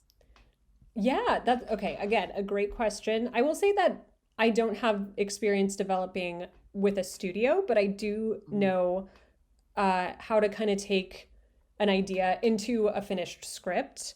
And I'm going to gear this more at artists, because I think for me, it's almost like there are people who are vibes driven and plot driven. And if you are a vibes person, I would kind of recommend that you start with like collecting all your little ideas where maybe you don't have a plot, but you have an idea of like, maybe the characters could do this, maybe they could do that. Maybe you have bits of dialogue that is a little bit aimless and not going anywhere, just collect all of that and then find a beat sheet that can kind of take you through different plot points and plug in your ideas into there. And you're going to see, okay, this is how you progress a plot forward. Here's what's missing so far.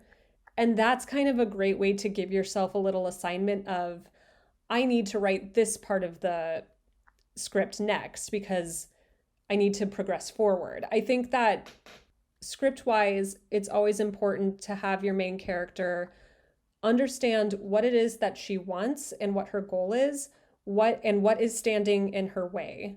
That is going to be really huge to keep in mind if you're more of a vibes person. I think that's like, I also think knowing your beginning and knowing your end, those are things that are going to help you so much in finishing the project. Yeah, that's so true. I take it that you're a vibes person. I am such a vibes person. And I suspect most artists are, like most people who have more of an art background than a script background, but that could be me projecting. I don't know. I feel like I'm a very structure type person, which kind of gets me into trouble because sometimes I fall in love with a plot, but then the characters are like boring. So it's kind of harder to like reverse engineer them into the plot. But that's different from my webcomic. My webcomic, I'm like, it was character first. And then I was like, I can come up with a story. But I have like a story I'm trying to break. And it's like, I really like the plot, but I'm like, oh God, I hate these characters. They're so boring. I've had that happen to me when you're like, oh, this idea, it's such a great idea. If I've managed to write it, I will win an Academy Award. And you're like, Yeah. And then you're like, I just don't vibe with these characters. I don't know. They're not exciting me. I don't know what it is. And it's almost like you just have to be like, all right, that story's not for me. It's a great idea if I could finish it, but if you can't finish it, then like you just gotta like kiss it, send it off into the world, and maybe someone else will do something with it. That's so true. I don't know. I'm still trying to make my characters interesting.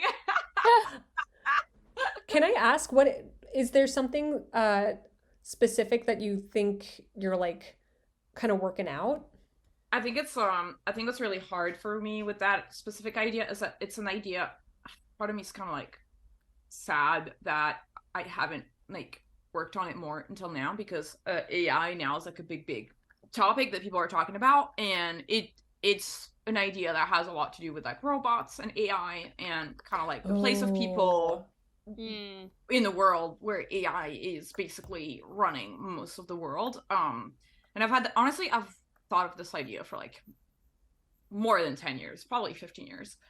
And I'm really close, I think, to making it work. It's just that like my protagonist is first of all, I don't know if I've said this on the podcast. I don't know if I should say it. Let's say I just have a really hard time writing female characters. It's very, for some reason, it's really hard for me. I think writing male characters is a lot easier for me. I feel like maybe it's because I'm more lenient with my male characters. I'm more lenient with their flaws. And I feel like my female characters, I have a very hard time finding flaws that I am okay with. And so I like her journey. I think her journey is very interesting. I just need her to have a fun personality, or like a personality that is like, right now, the way she's written, she's just very angry at everything. And I'm like, that's not very fun.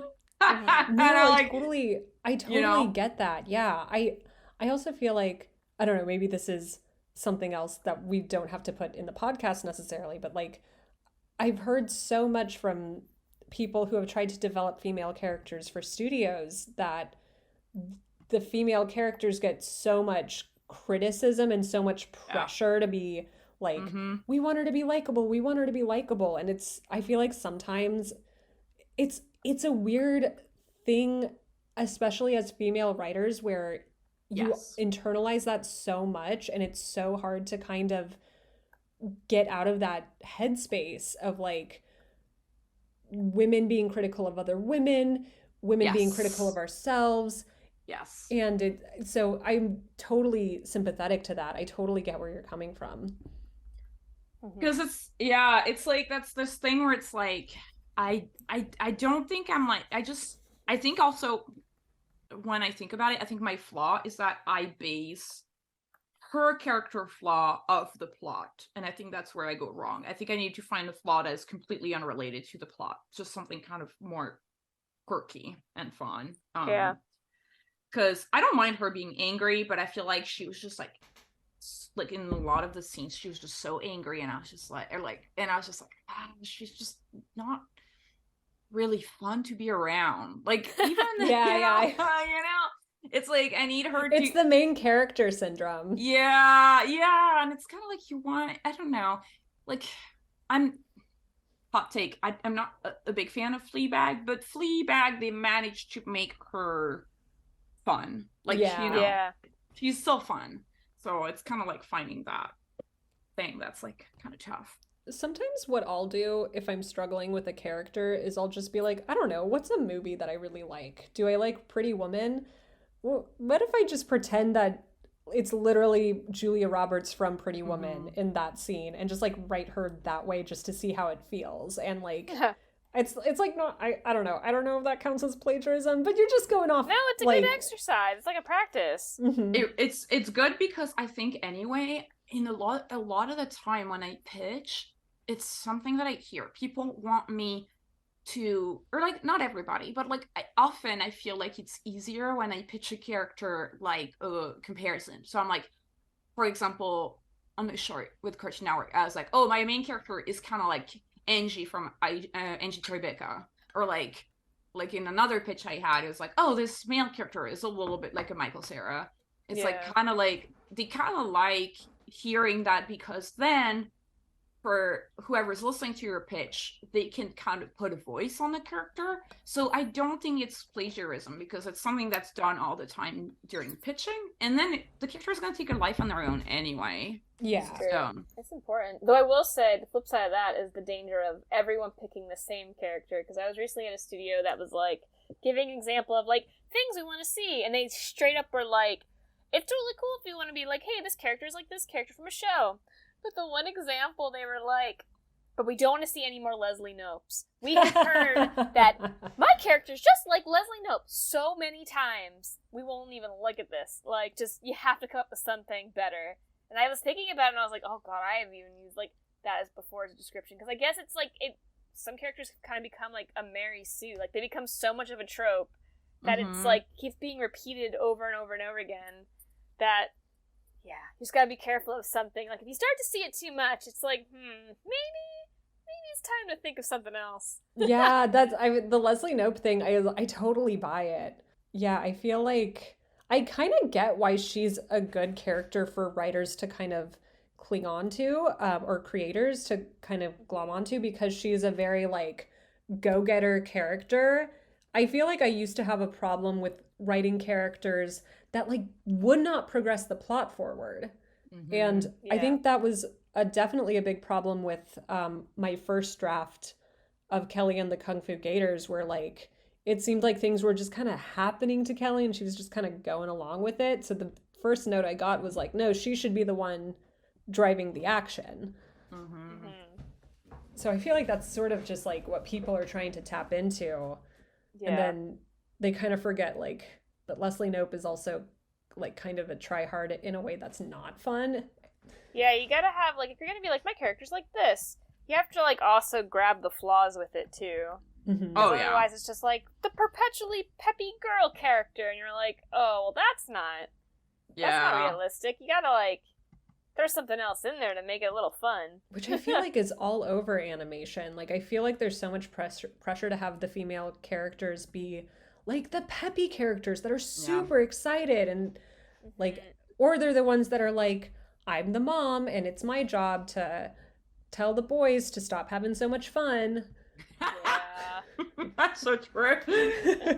I think it's what's kind of, that's why sometimes it's like there are some good like women character in animation. I feel like in Kid Butowski, like the the antagonist girl is kind of interesting, especially because then, like, you know, there's like this kind of like enemies to lovers kind of trope in that show. Yeah.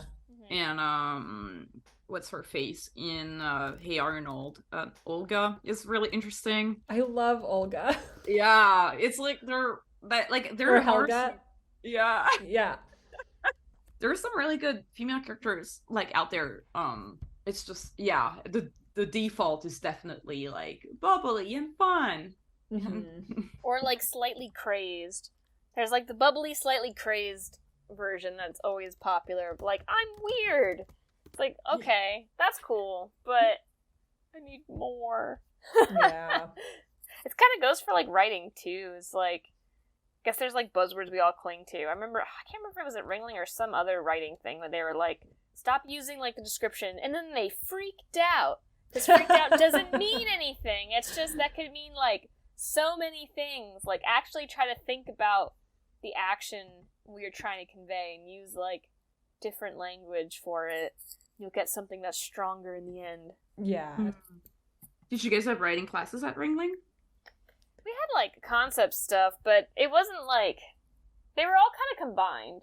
Ringling's curriculum for us, computer animation, was more generalist focused. So it was kind of more about like, we're going to teach you everything to make a CG film, like learn about all the CG pipeline, and then like you can kind of pick, like, you'll find out through this program what maybe you'd prefer to do more. So there's definitely more of an emphasis leaning on the animation part of it and like the rendering and stuff.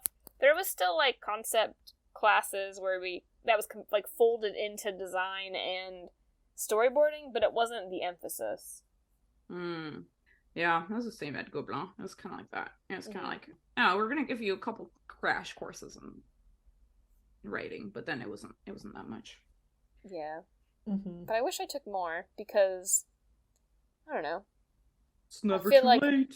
I know. I gotta look up more stuff. But also part of it, it's like, I just gotta also read more things. I think the thing that helps me the most is like consuming the media, because like that's the stuff that like really sticks in my brain. Is like, okay, why did I love that? Why was that so good? And then like thinking about that kind of stuff, and not just the same kind of media either. Like, I love animation, but I don't really watch a lot of animation anymore. I know. I wish that I'm trying to remind myself that like, hey, you should watch animation. You love this medium. And I think that. I heard Fired on Mars was really good. Everybody who's listening. No, I gotta watch this stuff. Yeah. But I think there's also value in watching things that aren't your like work, you know? Like, I don't know, I've been getting back into like manga again, like I was rewatching old Dragon Ball episodes, and like, it's nice to be able to see like different kind of things and different, you know, humor and different types of filmmaking. Like, even just watching like a bunch of like old live action movies and stuff and being like, ooh, this was like shot in this way and this is really clever. Like, thinking of things like that is helpful, because then again, you'll like, if you just keep watching the stuff that's already being made now, you'll start to get into that echo chamber again too. For sure. I also think that like anytime I'm kind of struggling to write or struggling to come up with ideas, I kind of just say like, okay, I gotta watch like a sad, sexy French film or something. I just gotta like watch something that is so outside of what I normally do, and something that's like I'm not gonna get right away. Where like, if you find, you know, a classic film, there's always that, I would say there's that first like 15 minutes where you're like, oh, I kind of forget I just spent time on TikTok. I have to like adjust my brain for a very different kind of pacing. And then once you're able to kind of adjust your brain, you're like, oh yeah, this is an incredible movie. Yeah, I think that's like, I think it's a cool thing to definitely like remind oneself to like always look outside, and because it's a great way to stay inspired. Because I think, I don't know if you guys ever feel that, but I feel like I always think about, I have to stay inspired and I have to stay excited about the work that I'm doing, or else I feel deaf.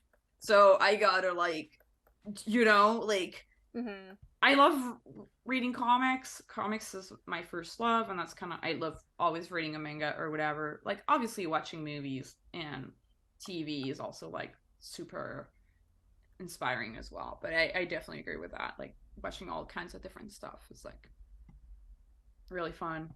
Yeah, and it's kind of a way to get inspiration with it being kind of low pressure. Like, I sometimes feel like we're such sensitive, like, I just feel like as an artist I'm such a sensitive little creature, and you kind of have to like take a deep breath and kind of remind yourself that sometimes you can just be like, I am in learning mode, and all I have to do is just watch a movie, and if I don't like it, it's fine, it's not a big deal.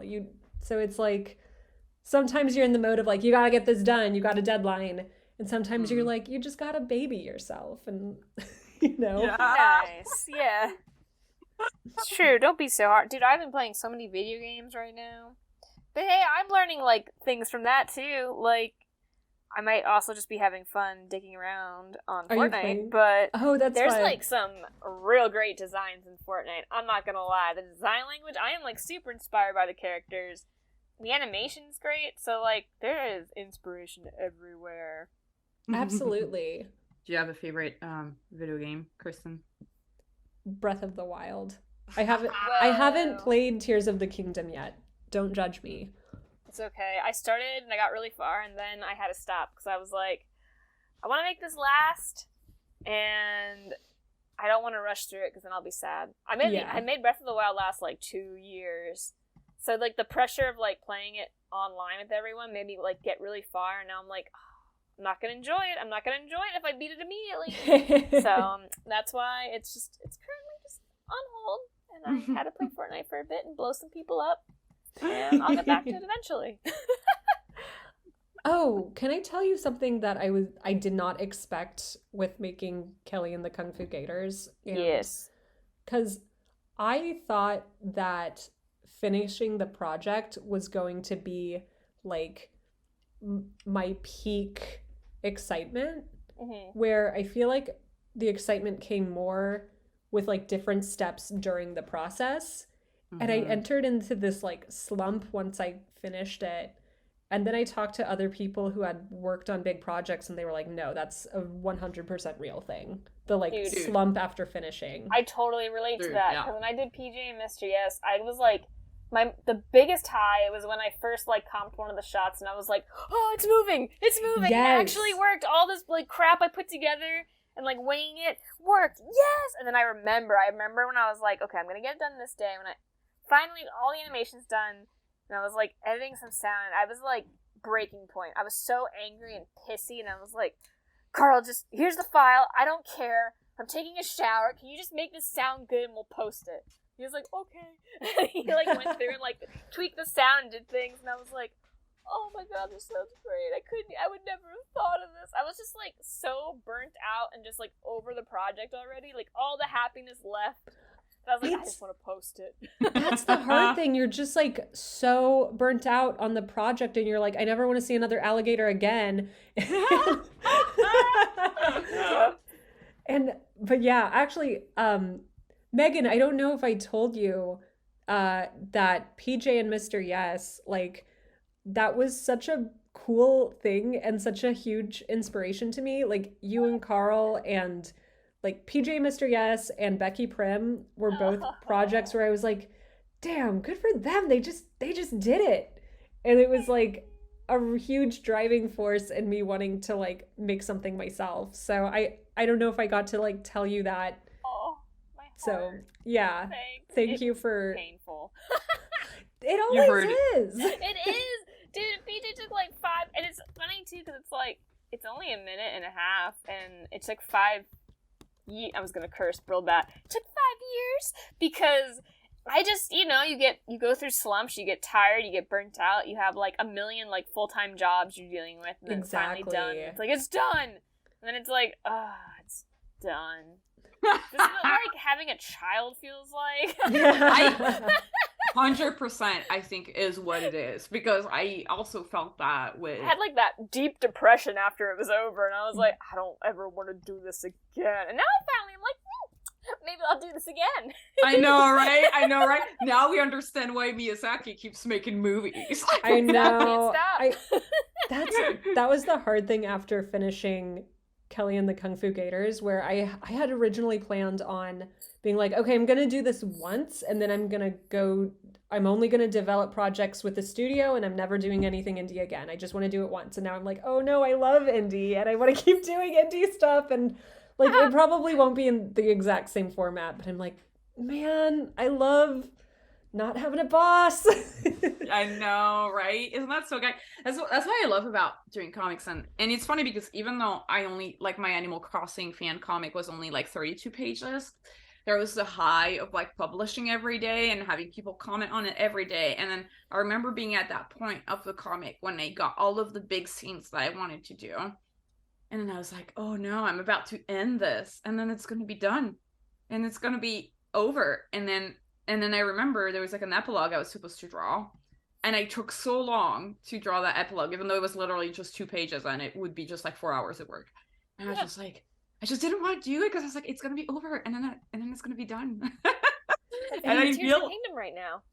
Yeah, I feel a little bit of that with Rodney as well, where I'm like, oh, I'm in Act 3, and I'm doing all of the big reveals, and I'm doing all of the big splashy moments, but I'm also like, but then when it's over, and I'm like, it's kind of this thing where you want it to be done, but you don't want it to be done. Yeah, so I totally relate, and I think there's that moment when you're like, what is my life?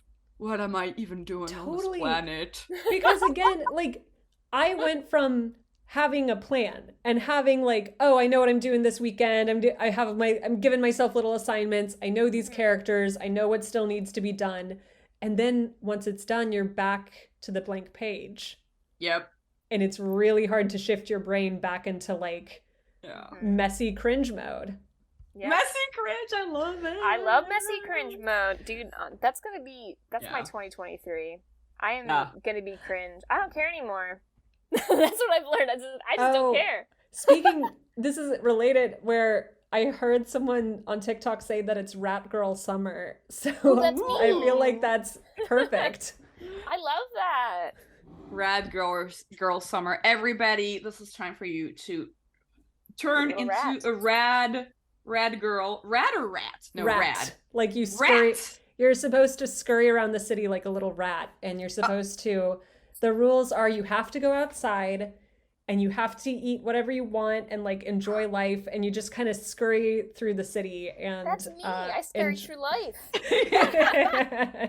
I love it. Okay, I love it because I do feel like Okay, for us assigned female at birth people.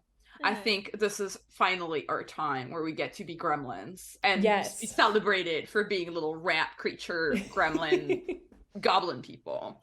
So I'm very excited for that. I'm seeing it. I'm seeing it in the art. I'm seeing it, the sleazy girls being celebrated. So I'm excited for it. Yeah, me too. I love this. Everyone, I think this is your time to start celebrating rat girls and to stop listening to Creative Block. Because there's a lot of stuff for you to get filled in order to be a rat person, I guess.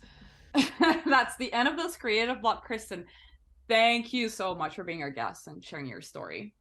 Thank you again. Thank you so much for having me on. It was really cool getting to talk to you guys, and I'm just like, I don't know. I love talking about the process, and I'm always so grateful whenever I get to do it. Yay! Thank you, Kristen. And thanks to your listeners. We couldn't do it without you, y'all. Like, honestly, listening to the podcast, clicking the like button, subscribing, sharing, word of mouth, all of that goes such a long way.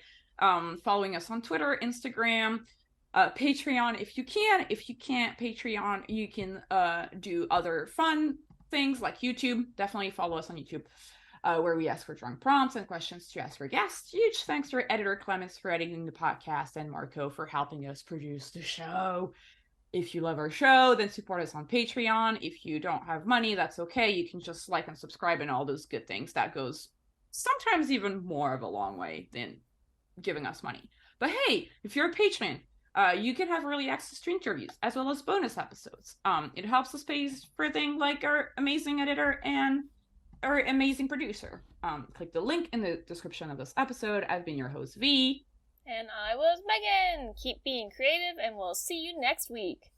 Bye! Bye!